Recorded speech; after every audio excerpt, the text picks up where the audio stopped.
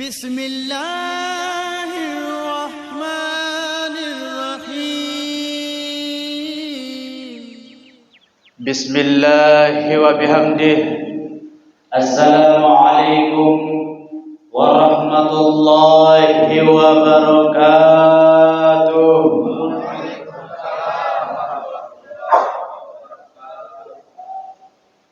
Alhamdulillahi rabbil alamin. Wassalatu wassalamu ala asrafil anbiya'i wal mursalin Sayyidina wa maulana Muhammadin sallallahu alaihi wasallam wa ala alihi wa sahbihi ajma'in, amma ba'd. Yang sama-sama kita hormati Bapak Imam Masjid kita, tokoh masyarakat, tokoh agama, para ustaz dan jamaah sekalian yang sempat hadir pada kesempatan pagi hari ini. Marilah kita memanjatkan puji syukur kita kehadirat Allah Subhanahu wa taala yang telah dengan karunia nikmat yang diberikan kepada kita sehingga kita dapat melakukan kewajiban kita pada kesempatan pagi ini. Jika tanpa nikmat yang telah dikehendakinya, maka sesungguhnya sebesar apapun niat kita, sebesar apapun keinginan kita, walau bagaimanapun kerja keras kita ingin melakukan suatu ibadah, namun ketika Allah tidak menghendaki, niscaya kita tidak akan mampu melakukannya. Salatu wassalamu ala nabiyyina Muhammadin sallallahu alaihi wasallam yang telah membimbing umat manusia sehingga kita sebagai hamba Allah bisa mengenal yang namanya al-Islamu rahmatan lil alamin. Begitu besarnya perjuangan beliau sehingga sampai saat ini perkembangan Islam luar biasa dikenal dunia. Meskipun pada dasarnya dibandingkan dengan nabi-nabi terdahulu sebelum baginda Nabi sallallahu alaihi wasallam lebih banyak tahunnya, lebih lama dia memperjuangkan agama Allah, cuman tidak berkembang pesat sebagaimana daripada ultimatum, sebagaimana daripada hasil jerih payah baginda Nabi sallallahu alaihi wasallam. Luar biasa. Namun bapak-bapak, ibu-ibu, pada kesempatan pagi hari ini kita akan membahas bagaimana sih andil lisan terhadap perjalanan kita menuju surganya Allah. Tidak sedikit dari hamba Allah yang melakukan suatu ibadah namun mereka melunturkan dan menghilangkan pahala daripada ibadahnya hanya gara-gara lisannya. Dan banyak sekali di antara manusia yang melakukan suatu ibadah hanya gara-gara lidah yang tidak tertata dengan rapi, hingga pada akhirnya ibadah yang dilakukan tidak ada artinya. Sampai di dalam Al-Quranul Karim Allah menjelaskan ayat 263, qaulun ma'rufun, perkataan yang baik, khairum min sadaqati yatba'uha adza, lebih baik daripada kita mensedekahkan harta kita. Hanya sekedar mentata, hanya sekedar mengatur lisan, itu bahkan diumpamakan oleh Allah Subhanahu wa taala lebih baik daripada kita mensedekahkan, menginfakkan, memberikan harta kita kepada orang lain. Ini hanya sekedar lisan. Bagaimana dengan lisan yang baik, lalu harta diinfakkan dengan cara yang baik, sangat luar biasa. Tapi kalaupun misalkan infak kita tidak bisa dihitung saking banyaknya, kita mensedekahkan harta kita di atas dunia ini semua sampai tidak ada satupun yang tersisa, akan tetapi lisan kita tidak jaga, perkataan kita tidak tata, hingga menyakiti para tetangga, saudara, dan lain sebagainya, maka luntur segala amal perbuatan kita. Apa kata Rasulullah? Innallaha la yanzuru ila suwarikum wa la yanzuru ila a'malikum. Allah itu tidak melihat tampangmu, Allah itu tidak melihat kegantenganmu, Allah itu tidak melihat kekayaanmu. Walakin akan tetapi Allah melihat hatimu, Allah melihat amalmu. Jadi ketika Allah menilai hati, niscaya tidak akan bisa ada kita sembunyikan. Karena hati hanya Allah dan kita yang tahu. Meskipun kita mengatakan aku ikhlas karena Allah, maka tentunya Allah tidak akan pernah bisa dibohongi. Bagaimana mungkin Allah bisa dibohongi sedangkan Allah lah yang menciptakan hati daripada manusia? Bagaimana bisa Allah ditipu sedangkan Allah mengetahui segalanya? Bagaimana bisa kita mengelabui daripada penglihatan Allah, mengelabui daripada pengetahuan Allah, sedangkan dunia dan isinya Allah tahu segalanya? Maka bagaimana cara jalan kita menuju surga? Bagaimana cara kita menuju surganya Allah? Bagaimana cara kita menggapai ridhonya Allah? Rasulullah sallallahu alaihi wasallam telah menggambarkan di dalam sebuah hadisnya. An Abi Hurairah radhiyallahu anhu qala Rasulullah sallallahu alaihi wasallam, dari Abu Hurairah radhiyallahu anhu bahwa telah berkata Rasulullah sallallahu alaihi wasallam, man kana yu'minu billahi wal yawmil akhir, barang siapa yang beriman kepada Allah dan kepada hari akhir, barang siapa, ini yang dimaksud barang-barang siapa ini adalah semua kita, baik kita yang beragama Islam ataupun yang beragama tauhid, sama saja, kecuali yang beragama non-muslim. Artinya kenapa dikatakan non-muslim? Tidak termasuk kepada antu'minu billahi wal yawmil akhir, karena mereka itu tidak beriman kepada Allah dan kepada hari akhir maksudnya. Barang siapa yang beriman kepada Allah dan kepada hari akhir, falyakul khaira, maka harus dia berkata dengan baik, berbahasa dengan bahasa yang tidak menyinggung siapapun. Bagaimana kalau dia tidak bisa berbahasa dengan baik, Pak Ustadz? Auliyasmut, maka diamlah. Itu lebih baik.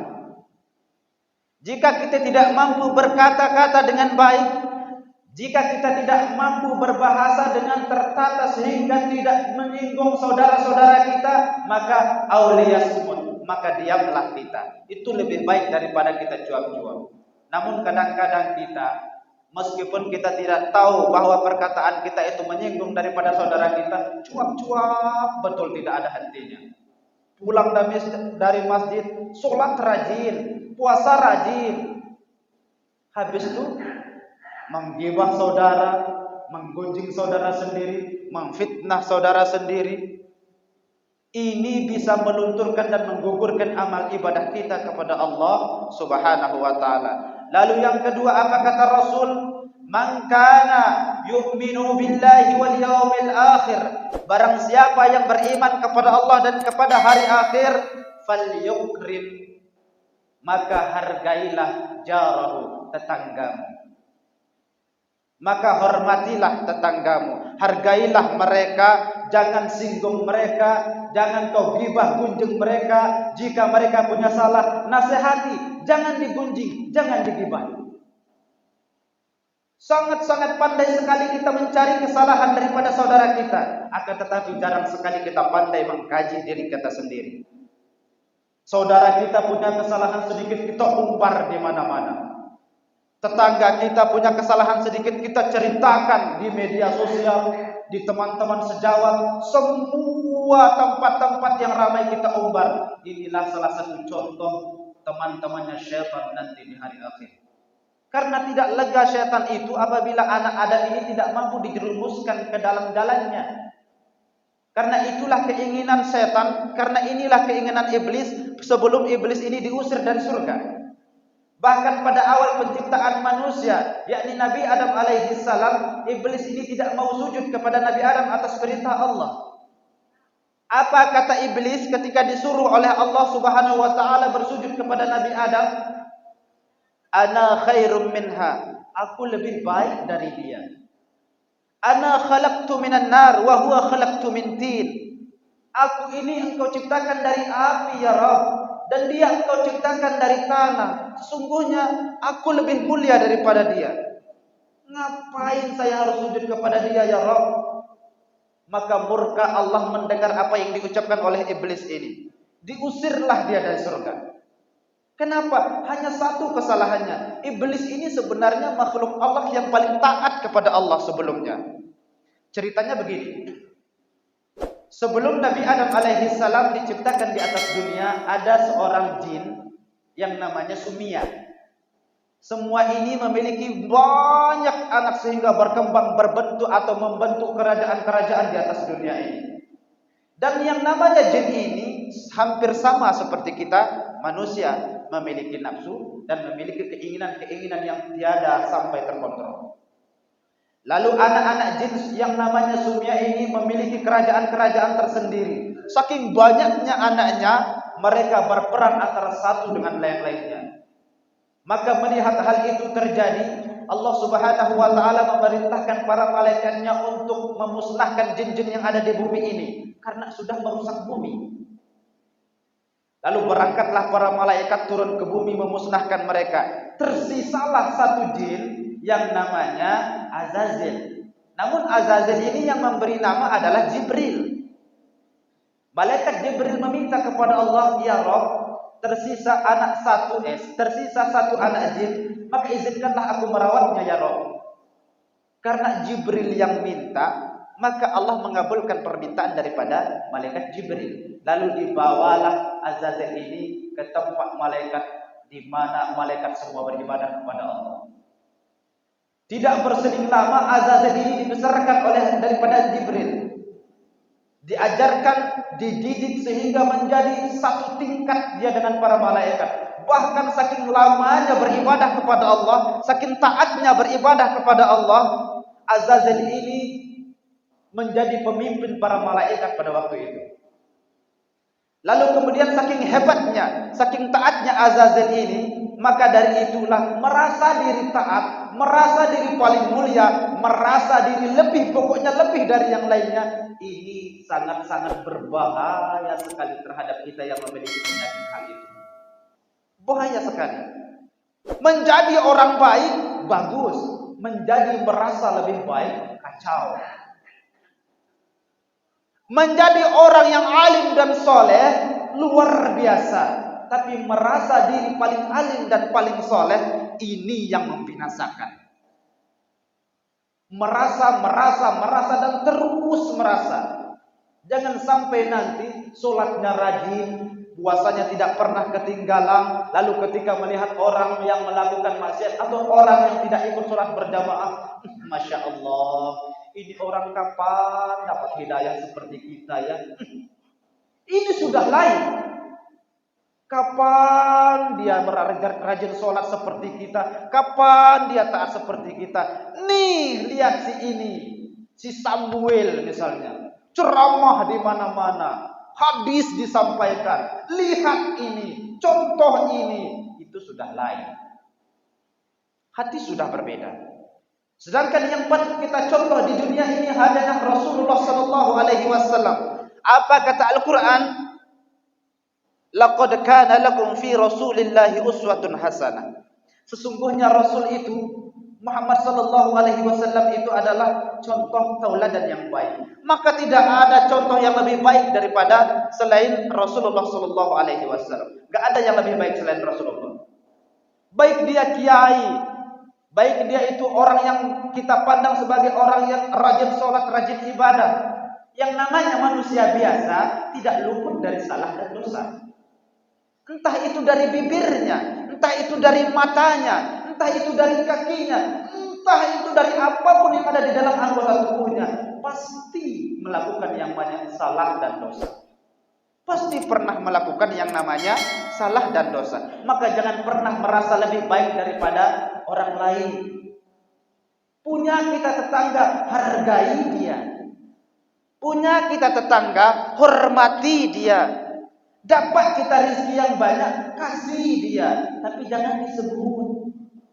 Sudah dikasih tetangganya berbuka, misalkan bulan puasa kemarin, kemarin bulan puasa ya.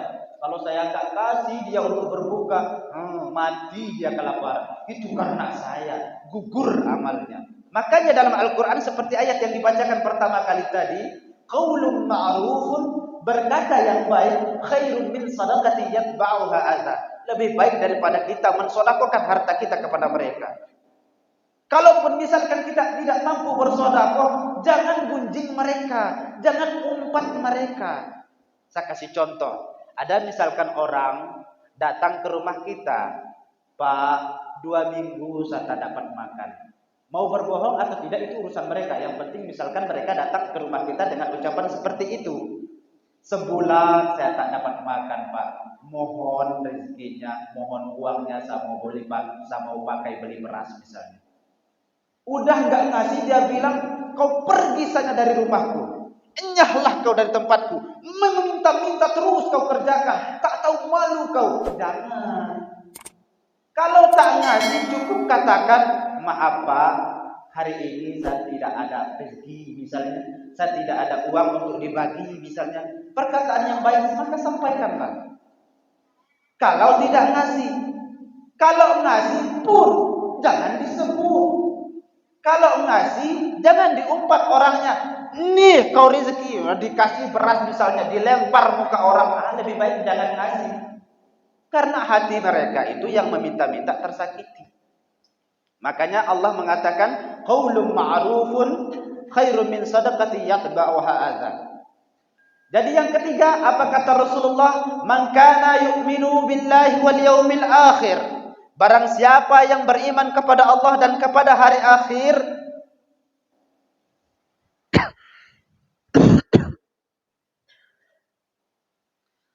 maka hendaklah dia menghargai tamunya. Maka hendaklah dia memuliakan tamunya. Yang mana yang dinamakan menghargai dan memuliakan tamu? Ketika ada tamu kita, apa yang ada di rumah maka suguhkan. Air putih yang ada, air putih suguhkan. Karena yang namanya tamu harus ada sesuatu yang disuguhkan kepada mereka sehingga mereka itu merasa nyaman. Kalaupun misalkan air tidak ada, uang tidak ada, makanan tidak ada, berkatalah yang baik kepada mereka. Hormati mereka, jangan singgung mereka. Karena tidak semata-mata saudara kita yang lain datang ke rumah kita hanya untuk meminta belas kasihan dan meminta rezeki kita. Misal Pak Imam datang ke rumah Bapak Ibu. Datangnya Pak Imam, ini imam tiap hari datang ke sini. Tak tahu apa kita lagi repot. Jangan. Maka muliakanlah dia. Sesungguhnya kedatangan beliau-beliau itu, kedatangan mereka sebagai saudara-saudara kita itu adalah pembawa rezeki bagi kita. Dan itu janji Allah. Pasti ada rezeki. Kalaupun misalkan tidak ada rezeki yang didatangkan oleh imam, ada rezeki dari yang lain sudah dijanjikan oleh Allah. Maka muliakan tamu itu. Jangan sampai ketika orang miskin yang datang tak mau ditegur, tak mau disapa. Jangan. Lewat perantara orang yang datang ke rumah kita, maka sesungguhnya Allah murahkan rezeki kita. Makanya ditetapkan juga dan dikatakan dalam hadis yang lain, salamatul insan, keselamatan seluruh manusia itu terletak pada tiada lain dan tiada bukan hifzul lisan. Pada bagaimana dia menjaga hatinya. Salamatul insan fi hifzul lisan. Tergantung bagaimana dia itu menjaga, menata bahasanya, menjaga lisannya, mengatur tutur katanya sehingga tidak menyakiti orang lain. Bahkan lisan ini sangat banyak sekali yang telah dilakukan, sangat banyak sekali yang telah diucapkan yang akan kita pertanggungjawabkan nanti. Kalau tangan, sedikit kali tangan berbuat. Kaki, terlalu sedikit kaki melangkah. Otak, mungkin banyak otak berpikir, tapi kalau masih di dalam otak, tidak dikeluarkan, tidak menyinggung saudara kita, itu tak masalah. Tapi kalau sudah lidah yang bermain, kemana obat hendak dicari kalau orang sudah sakit hati. Satu kata yang kita ucapkan hanya gara-gara kita mengatakan, hitam kau, jelek kau misalnya. Jelek kali kau misalnya. Sudah sakit hati saudara kita, bertahun-tahun dia rasa, maka bertahun-tahun pula kita akan mendapatkan dosa jariah. Karena dengan dosa yang kita sampaikan kepada dia, membuat dia menjadi tidak tenang, membuat ibadah mereka menjadi terganggu. Bagaimana cara menghilangkan itu semua? Maka berminta maaflah kepada mereka. Dan kebetulan bulan Syawal ini adalah masih bulan di mana kita harus saling meminta maaf, di mana kita harus saling memaafkan. Pada puasa kemarin kita melewati Hari Raya Idul Fitri. Dan melalui tempat ini, melalui ceramah ini, saya juga harus meminta maaf kepada Bapak Ibu. Karena tidak ada yang bisa menjamin kata-kata yang saya sampaikan ini tidak salah. Tidak ada yang bisa menjamin itu. Apalagi kita bergaul sehari-hari. Bertetangga, bertemu setiap hari. Itu sangat-sangat banyak sekali kemungkinan bahwa kita akan ada salah dengan saudara kita. Salah dengan tetangga kita. Maka saling bermaaf-maafanlah antara satu dengan yang lainnya. Kalau sama tetangga, misalkan kita kurang bergaul karena terlalu banyak pekerjaan yang kita lakukan di kantor, maka pasti ada hubungan dengan rekan kerja. Pasti ada hubungan dengan rekan kerja. Maka hati-hatilah dalam bertutur kata, hati-hatilah dalam bertingkah laku. Pesan yang saya sampaikan ini bukan hanya untuk bapak-bapak dan ibu-ibu. Pesan ini juga kekhususan untuk pribadi saya. Ketika saya sudah siap menyampaikan kepada orang, maka bertingkah laku baiklah, maka berkata-kata dengan baiklah sehingga orang-orang tidak tersinggung dengan ucapanmu, misalkan saya katakan. Maka ada tuntutan bahwa saya harus dan wajib melakukan itu. Karena satu karakter yang baik, ketika kita menyampaikan suatu kebajikan kepada orang, maka lakukanlah kebajikan yang kau sampaikan itu, kata Rasulullah. Itulah sebabnya Islam ini sampai sekarang masih berjaya. Kenapa, Pak? Karena sebelum Rasulullah menyampaikan kepada para sahabat, lebih dulu Rasulullah melakukan. Aqimis shalah, kata Rasulullah menyampaikan perintah Allah. Jauh sebelum itu Rasul sudah sholat. Atiz zakah, kata Rasulullah menyampaikan kepada umatnya. Jauh sebelum itu disampaikan, Rasulullah sudah berjalan. Inna salata tanha 'anil fahsya'i wal munkar. Disampaikan ayat Allah kepada hamba-hamba yang lain. Jauh sebelum itu Allah sudah memerintahkan kepada Rasulullah melakukan salat dan meninggalkan hal yang keji dan yang munkar. Makanya sampai sekarang Islam berjaya. Namun tidak sedikit dari kita, Pak, pandai menyampaikan tapi tidak pandai melakukan.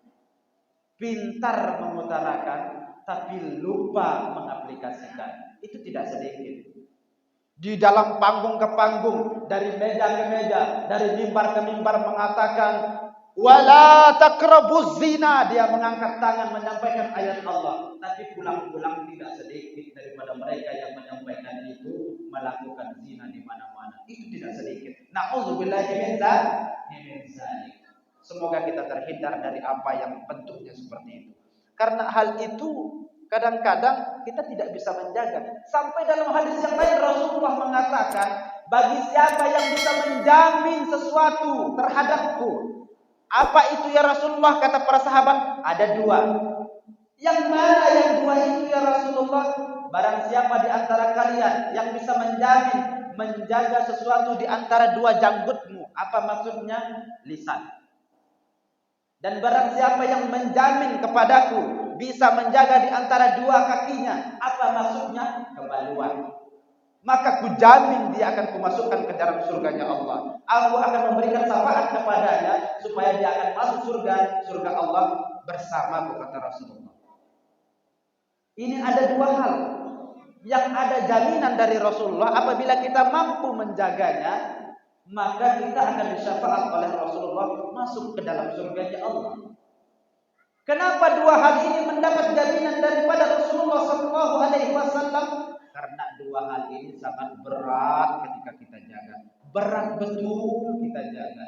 Lisan mampu dijaga, nafsu mungkin tak mampu dikendalikan. Nafsu bisa dijaga, lisan tidak bisa dikendalikan. Ini yang dua ini bermain dia. Setelah misalkan nafsu bisa dijaga, subhanallah, saya di sana ke tempat-tempat karaoke, banyak sekali orang yang menampakkan aurat, begini bentuknya. Dia bisa menahan antara dua kakinya, lisannya dia tidak bisa tahan. Ini mengkhawatirkan. Kadang-kadang jarang kita mengkaji hal itu. Kita sampai menghindari hal-hal maksiat misalnya. Kita ceritakan kepada orang lain. Sesungguhnya saya tidak bergabung bersama mereka. Sesungguhnya saya tidak terhindar dari mereka. Saya tidak terhindar dari tempat-tempat itu. Saya tidak melakukan hal itu maksudnya.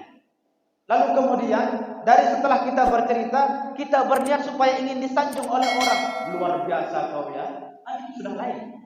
Maka jaga lisan itu. Ketika kita tidak mampu menjaga ini lisan, maka diamlah. Auliyasmut, kata Rasulullah. Jaga, diam. Maka lebih baik diam.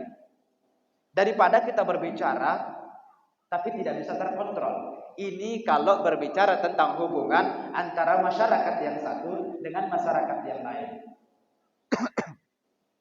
Ada hubungan yang lebih dekat dari ini, Bapak Ibu. Apa hubungan yang lebih dekat dari ini? Hubungan antar keluarga. Kalau tadi kita berbicara tentang hubungan antar tetangga, ada yang lebih dekat, yang bergaul setiap hari, bergaul setiap malam, bergaul setiap menit. Siapa itu? Keluarga. Antara bapak dengan ibu, ayah dengan istrinya, istri dengan anak-anaknya, bapak dengan anak-anaknya. Ini kan kontak setiap hari. Antara anak dengan bapak setiap hari kontak. Bapak dengan istri setiap hari kontak. Dan yang paling berbahaya di sini adalah istri. Dia lupa kalau ar-rijalu qawwamu 'alan nisa. Laki-laki itu adalah pemimpin mereka. Ini ibu-ibu, didengarkan. Jadi banyak sekali dulu ketika Rasulullah SAW di Isra Mi'rajkan dan dibawa jalan-jalan oleh malaikat Jibril ke sebuah neraka, banyak sekali itu perempuan di dalam neraka. Lalu diceritakanlah hal itu oleh Rasulullah kepada Sayyidatuna Aisyah. Ya Humaira, kata Rasulullah, "Na'am ya Rasul. Tahukah engkau ketika aku dibawa oleh malaikat Jibril jalan-jalan, aku melihat sekelompok perempuan yang sangat banyak. Itu di mana ya Rasul? Di neraka. Limaza ya Rasul? Kenapa Rasul banyak perempuan di neraka? Apakah tidak ada laki-laki? Ada laki-laki, tapi lebih banyak perempuan, kata Rasulullah. Limaza ya Rasulullah? Kenapa ya Rasulullah? Itu kebanyakan perempuan itu tak taat sama suaminya. Tidak mengindahkan kata-kata suaminya. Tidak mendengar apa yang diwejangkan oleh suaminya. Ketika suaminya berbicara, dia selalu menghambat, mendebat, melawan, meninggikan suaranya. Itulah perempuan yang dimasukkan ke dalam nerakanya Allah. Jadi bagaimana cara kita untuk menyelamatkan istri-istri kita, Bapak Ibu? Khususnya bapak-bapak misalnya. Tahu istri kita kan, istri kita ini kadang-kadang ada yang merepet-merepet, yang sering merepet meskipun merepetnya itu tidak didengar. Ada yang sering-sering asal merepet saja, asal ngomel aja. Ada model istri yang begitu. Maka kita sebagai suami pahami dia, jangan sampai dia merepet-merepet. Kasih tahu dengan baik. Jangan istri merepet, istri ngomel, kita ikut ngomel. Apa bedanya kita dengan istri? Istri ngomel karena dia seorang perempuan, jiwanya beda. Itu sebabnya tali akad nikah dipegang oleh laki-laki. Kalau misalkan dipegang oleh perempuan, 3 kali kita ditalak sehari. Bahkan 10 kali sehari kita ditalak. Kesal sedikit, kau kutalak. Kesal sedikit, kau kutalak. Nah, itu perempuan. Karena kalau nggak diungkapkan, nggak senang dia. Maka maklumi dia. Ajari dia, nasihati dia. Coba bayangkan, tidak sedikit para perempuan ketika berkelahi dengan suami, pulangkan aku ke rumah orang tuaku. Kau tidak bertanggung jawab. Padahal Bu, kita sampai menikah itu karena apa? Saling cinta. Awal menikah, sayang kau di mana? Tersandung istri, aduh hati-hati saya, baru menikah. Saking cintanya kita, saking saling sayangnya kita. Tapi setelah setahun tersandung istri, itulah matamu itu enggak hati-hati. Dari sanalah istri itu merasa tidak disayang. Akhirnya kita sebagai suami tidak dihormati. Apa maksud perkataan ini? Jika ingin dihargai, jika ingin dihormati, sayangi mereka. Mereka dilepas oleh ayah-ayahnya kepada kita semua, kepada bapak, kepada saya, udah besar. Dulu waktu kecil, waktu dipakein popok, waktu dimandikan, waktu dibesarkan, waktu disekolahkan, bapaknya atau mertua kita tidak pernah meminta bantu dari kita. Lu kan nanti mau jadi suaminya anak gua nih. Nggak ada orang tua begitu, karena jodoh tak ada yang tahu. Setelah mereka besar, mereka kasih ke kita. Siapa yang dilayani oleh istri? Suami. Bahkan bapaknya lagi sakit keras pun, maka lebih wajib istri mengurus suami. Saking hebatnya mertua kita, dia menyerahkan anaknya yang begitu disayanginya. Kau jaga anakku, didik anakku, bawa dia ke surganya Allah. Ini pesan setiap ayah pasti berpesan begitu. Tanpa terkecuali bapak-bapak yang ada di sini. Maka mungkin tak mau kan kalau anaknya dibawa ke kemungkaran oleh suaminya kalau punya anak? Pasti kan Pak? Pasti. Jika misalkan nanti bapak punya menantu, lalu menantu bapak membawa anak bapak ke lubang dosa yang sangat besar, marah nggak kira-kira? Marah nggak Pak? Marah. Karena sudah kita didik dengan baik, kita sudah besarkan dengan jerih payah yang luar biasa. Tiba-tiba sudah besar, dibawa ke nikmat Allah yang luar biasa tidak bisa terjaga. Maksudnya nikmat apa? Ke lembah hina, ke lembah dosa. Karena begitu nikmat dirasakan oleh manusia yang namanya lembah hina dan lembah dosa ini. Kenapa? Karena bermain dengan nafsu. Setan berbisik, terus lakukan supaya ada teman saya nanti di neraka. Setan berbisik begitu. Maka marilah kita menjaga hubungan antara kita sebagai suami dengan kita sebagai istri. Jadi kalau misalkan istri sudah tidak menghormati suami, maka suami pun tidak akan pernah menyayangi istri.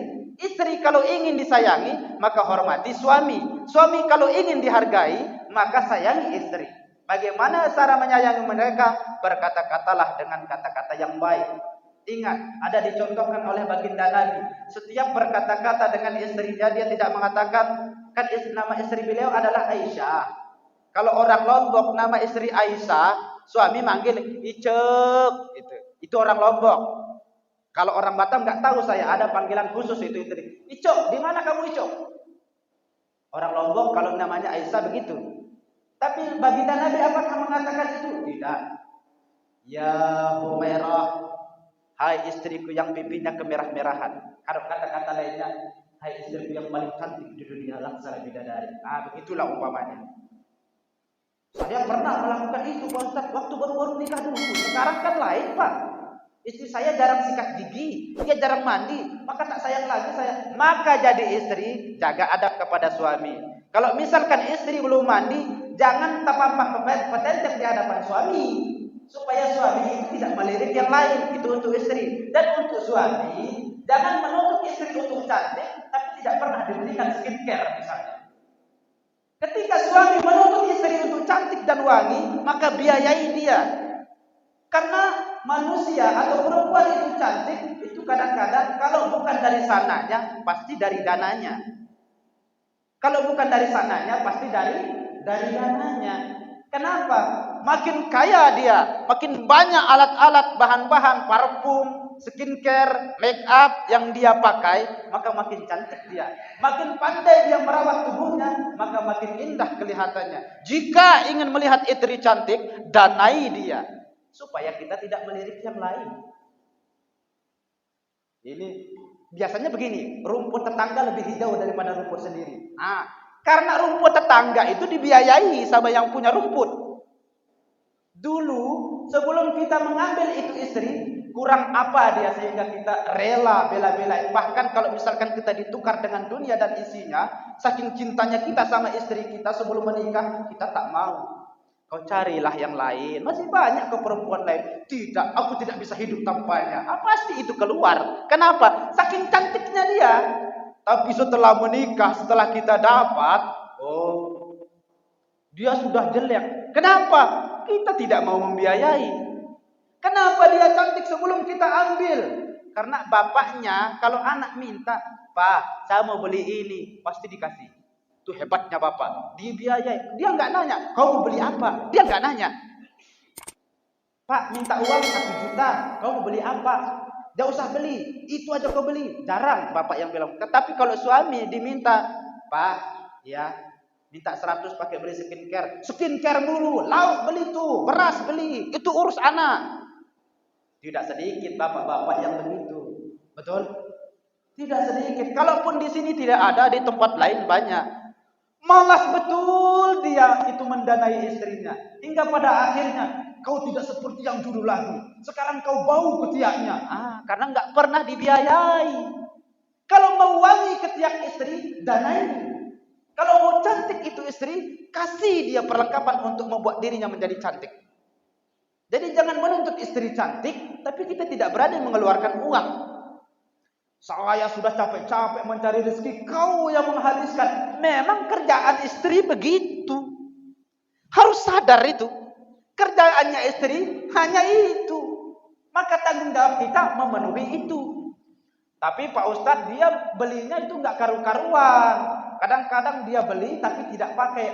Itulah yang harus dinasehati. Tapi nasehatinya jangan dipukul, jangan dibentak. Sayang, kalau misalkan sesuatu itu tak berharga, kau tak butuh, jangan beli. Kasihan dong papa cari uang ke sana kemari keringat bercucuran. Istri pasti akan mengatakan, "Oh iya kakandaku." Kalau bahasanya baik. Tapi kalau bilang begini, "Cemana kau ini? Matamu," misalnya begitu. "Aku cari uang, kau habiskan, tak berguna pula kau ini jadi wanita." Tersinggunglah dia. Lalu dia merepet-merepetlah sama kita. Yang namanya perempuan dikerasi, makin keras dia. Dilembuti, makin lembut dia itu perempuan. Coba saja, langsung pulang dari sini, praktekkan. "Sayang, iya, ada apa? Tumben kali pagi ini manggil sayang." Padahal dia tuh senangnya minta ampun. Yang dulunya, yang kemarin-kemarin jarang-jarang manggil sayang, maka sering-seringlah panggil dia dengan kata sayang. Karena perempuan itu, kalaupun misalkan kita tidak punya dana, kurang harta, kurang duit, tapi kata-kata manis, dia sudah bahagia. "Sayangku, kau cantik kali hari ini ya. Pagi ini luar biasa. Saya makin cinta sama dirimu." Istri pasti bilang, "Kau pasti mimpi buruk ya semalam." Kan gitu. Karena sebelumnya kita tidak pernah mengatakan. Dirasa aneh. Maka sering-seringlah katakan hal itu. Sesungguhnya tidak ada wanita yang tidak suka dipuji. Semua wanita suka dipuji. Bahkan itu adalah tujuan hidupnya. Itu adalah impian mereka. Maka pujilah dia. Meskipun pada dasarnya dalam hati terpaksa. Tak apa-apa. Keterpaksaan hanya ditahu oleh Allah dan kita. Tapi lebih bagus jangan terpaksa. Tapi biasanya dari keterpaksaan menjadi keterbiasaan. Jadi keterbiasaan akan menjadi sebuah kebutuhan. Kalau udah terbiasa melontarkan kata sayang, tiba-tiba sehari kita tidak mengatakan sayang, ada yang beda rasanya. Hari ini kok beda ya? Maka keterbiasaan itu pasti akan menjadi sebuah amal yang selalu rutin kita lakukan seperti yang kita lakukan hari-hari sebelumnya. Maka apa inti yang disampaikan ini? Jika ingin menjadi hamba Allah yang masuk surga dengan syafaat Rasulullah, maka jagalah lisan kita, jagalah hubungan antara kita dengan tetangga, hubungan antara kita dengan tamu-tamu kita. Bagaimana cara menghormati tamu? Maka jangan pernah menyinggung tamu, meskipun dalam anggapan kita, dalam pandangan kita, tamu itu tidak memberi manfaat bagi kita. Kalau misalkan di sini ada tamu datang ke masjid, ini masjid kita, datang ke masjid, maka tegur sapa dia dengan baik. Persilahkan dia sholat di masjid kita. Kalau ada makanan, kasih makanan. Kalau tak ada, jawab dengan kata-kata yang baik. Itu tamu. Contoh kecil, saya juga tamu di sini, jangan diumpatkan gitu. Berkata-katalah yang baik. Saya tidak ingin dihormati, hanya ingin diberikan kata-kata yang tidak menyinggung saja. Maka dari itu, saya pun secara pribadi di sini mohon maaf kalau misalkan dari awal tadi sampai terakhir ada kata-kata yang menyinggung. Cuman kalau tidak disampaikan seperti itu, kadang-kadang susah pahamnya. Makanya kadang-kadang ada sedikit nyeleneh kita berpidato, berceramah, baru ada pendengaran sedikit. Yang ngantuk-ngantuk, apa dia bilang tadi? Baru sebegitu. Jadi sebelum kita akhiri, saya minta maaf karena tidak ada yang bisa menjamin setiap perkataan yang kita keluarkan dari mulut kita itu baik semua, tidak ada. Tidak ada. Bahkan dari zaman Nabi Adam sampai hari ini, satu-satunya manusia yang tidak pernah berdosa dan tidak pernah bersalah itu Rasulullah sallallahu alaihi wasallam, Muhammad sallallahu alaihi wasallam. Yang lain pernah berdosa. Adam, Idris, Nuh, Hud, Saleh, Ibrahim, sampai Nabi Isa pernah berdosa, pernah bersalah, pernah mengundang murkanya Allah, kecuali Rasulullah sallallahu alaihi wasallam. Saking hebatnya Rasulullah. Dia kan manusia biasa Pak Ustaz. Mana tahu dia pernah berbohong. Tidak pernah. Meskipun dalam keadaan bercanda, Rasulullah tidak pernah berbohong. Pada suatu waktu, ada seorang tua bertanya kepada Rasulullah. Ya Rasulullah. Naam. Ya Ummi. Ada apa? Adakah orang tua sepertiku masuk surga ya Rasulullah? Ada orang tua kadang-kadang jalannya pertanyaannya. Apa kata Rasulullah? Tersenyum tipis Rasulullah lalu mengatakan, tidak ada orang tua masuk surga, Bu. Jadi jangan berharap ibu itu tua masuk surga. Yang masuk surga itu muda-muda, kata baginda Nabi. Betulkah ya Rasulullah? Betul. Tidakkah engkau berdusta atau bercanda ya Rasulullah? Tidak. Lalu bagaimana nasibku ya Rasulullah? Ya tentu. Yang masuk surga itu orang muda, Bu. Jadi jangan harap ibu yang tua-tua ini masuk surga. Lalu pulanglah Rasulullah. Ibu ini punya anak. Orang tua ini mengadu pada anaknya. Anakku, iya Bu, Rasulullah tadi lewat. Terus dia bilang tak ada orang tua masuk surga. Lalu maka celakalah aku. Mungkin maksud Rasulullah beda, Bu. Tidak, 2 kali saya tanya. Tapi dia menjelaskan dengan cara sejelas-jelasnya. Lalu kemudian orang tua ini merenung. Lama merenung, meresapi. Setelah meresapi, menangis tiap malam. Kasihanlah anaknya sama ini orang tua. Datanglah anaknya kepada Rasulullah. Apa dibilang? Ya Rasul. Naam. Kemarin bukankah Rasul mengatakan tidak ada orang tua yang masuk surga? Betul. Lalu bagaimana dengan ibu saya ya Rasul? Kenapa dengan ibumu? Dia menangis di rumah, tidak berhenti-henti menangis. Kenapa dia menangis? Karena Rasul mengatakan tidak ada orang tua masuk surga. Lalu tersenyumlah Rasulullah, lalu berkata, memang betul tidak ada orang tua masuk surga. Karena setiap hamba Allah setelah meninggal, tua renta, umur 1000 tahun, mati, masuk surga, muda lagi. Muda lagi. Mati kecil, baru sehari, mati. Masuk surga, muda. Belum lahir, tapi sudah ditiupkan ruh. Keluar dari perut ibu, mati. Masuk surga, muda. Kalau kebayang nggak misalkan anak baru lahir, mati, masuk surga, tetap ngowek-ngowek di surga. Kebayang nggak? Susah tadi. Jadi ketika mereka udah lahir, mati, masuk surga, muda. Inilah yang dimaksud oleh Rasulullah sallallahu alaihi wasallam. Jadi terakhir, karena sudah lama sepertinya kita berjuang-juang, semoga didengarkan, semoga selalu kita amalkan semua. Terakhir saya sampaikan, maka jadi suami jangan pernah mengabaikan tanggung jawab kepada istri dan anak-anak. Karena hubungan kita setiap hari yang paling banyak itu adalah dengan istri dan anak-anak. Bagaimana caranya? Sayangi mereka. Anak-anak kita, didik mereka. Saya tak pernah sekolah Pak Ustadz. Sekolahkan dia. Saya tidak ada biaya Pak Ustadz. Asalkan kita sudah berusaha semampu kita. Ketika kita tidak mampu membiayai anak kita untuk bersekolah, Allah pasti mengetahui jalan yang terbaik untuk kita. Jadi hukum Islam itu fleksibel. Ketika kita tidak mampu, ada keringanan. Tapi jangan pura-pura tak mampu. Ketika tidak mampu, ada keringanan. Tapi jangan pura-pura tak mampu. Saya tak pandai sholat Pak Ustaz. Belajar. Udah 1000 kali saya belajar Pak Ustaz. Tak paham-paham.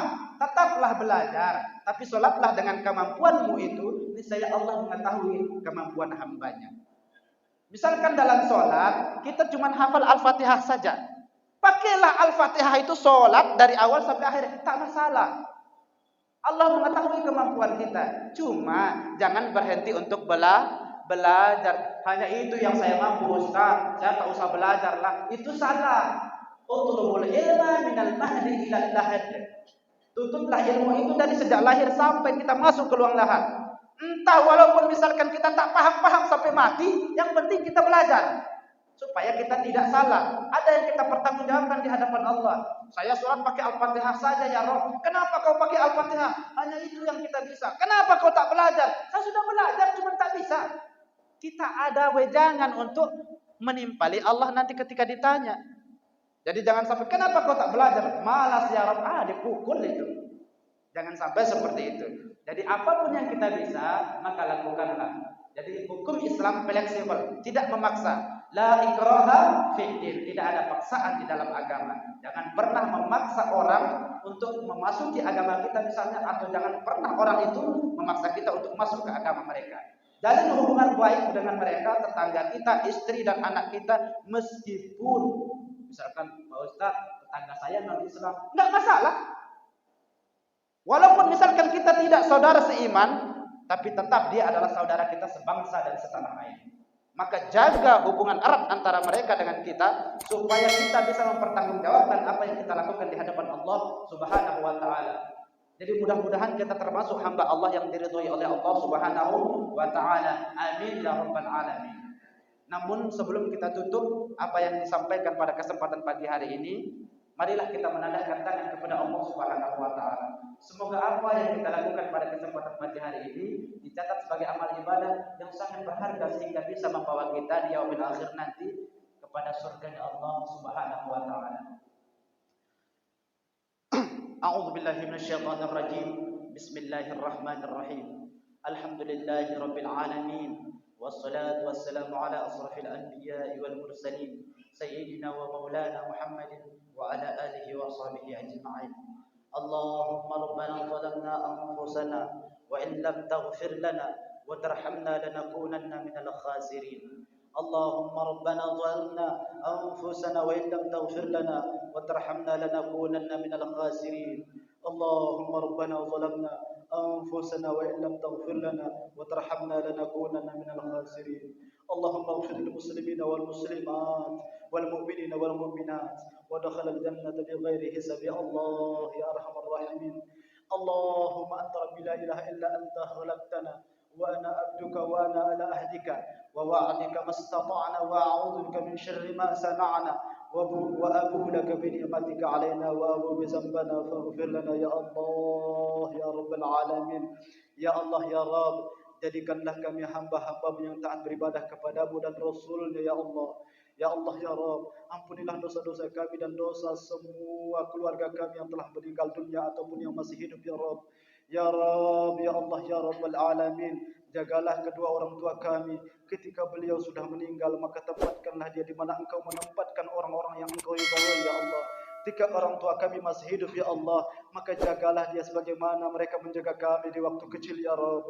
Ya Allah ya Rabb, ampunilah dosa-dosa kami dan dosa anak-anak kami serta dosa istri-istri kami ya Allah, dan dosa-dosa para suami kami bagi kami yang ibu-ibu ya Rabb. Ya Rabbal Alamin, hanya kepadamu lah tempat hamba memohon pertolongan dan memohon pengampunan ya Rabb. Tanpa pengampunanmu maka niscaya kami akan menjadi orang-orang yang hina ya Rabb. Ya Allah ya Rabbal Alamin, jadikanlah kami menjadi hamba-hamba yang meninggal dalam keadaan husnul khatimah ya Allah. Ya Allah ya Rabb, jadikanlah kami hamba-hamba yang taat beribadah kepadamu dan tidak melakukan semua apa yang Engkau tidak anjurkan ya Allah. اللهم ربنا هب لنا من أزواجنا وذريتنا قرة أعيننا واجعلنا للمتقين إماما. ربنا آتنا في الدنيا حسنة وفي الآخرة حسنة وقنا عذاب النار والحمد لله رب العالمين. تقبل الله منكم منا ومنكم تقبل يا كريم. Bapak Ibu, sekian kata terakhir dan doa terakhir yang bisa disampaikan. Apabila ada kata-kata yang salah yang diucapkan dari awal sampai akhir, saya Samuel Adam meminta maaf kepada Bapak Ibu. Mohon maaf yang sebesar-besarnya dari lubuk hati yang paling dalam, karena seperti yang dikatakan dari awal, tidak ada jaminan bahwa kata-kata saya tidak menyinggung Bapak Ibu sekalian. Jazakumullahu khairan katsiran. Summa assalamualaikum warahmatullahi wabarakatuh. Main lah pesan. 25 kali 25. Tapi sebelum jadi pakai ini gitu. Ya. Di bawah ini ya. Semangat untuk tidak.